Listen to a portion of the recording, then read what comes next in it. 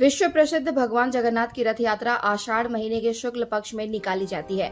वहीं पोटका क्षेत्र के विभिन्न जगह से भगवान जगन्नाथ की भव्य रथ यात्रा निकाली गई। पोटका प्रखंड अंतर्गत पोढ़ाडिया पंचायत के खैरपाल गांव में ग्राम वासियों द्वारा गाजे बाजे कीर्तन मंडलियों के साथ भगवान जगन्नाथ, उनके भाई बलभद्र और बहन सुभद्रा की गाँव में सन्यासी मंदिर में पूजा अर्चना करने के बाद भव्य रथ यात्रा निकाली गई। खैरपाल गाँव की इस भव्य रथ यात्रा में पोटका विधानसभा के विधायक संजीव सरदार उपस्थित हुए। उन्होंने सर्वप्रथम खैरपाल गांव में स्थित सन्यासी मंदिर में भगवान की पूजा अर्चना करके क्षेत्रवासियों के लिए सुख, शांति, समृद्धि की मंगल कामना की। उसके पश्चात उन्होंने भगवान जगन्नाथ, भाई बलभद्र एवं बहन सुभद्रा की भव्य रथ यात्रा में शामिल हुए।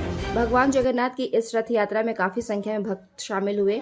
भगवान जगन्नाथ की रथ यात्रा खैरपाल गाँव के सन्यासी मंदिर से प्रारंभ होकर मौसीबाड़ी तक जाकर संपन्न हुआ।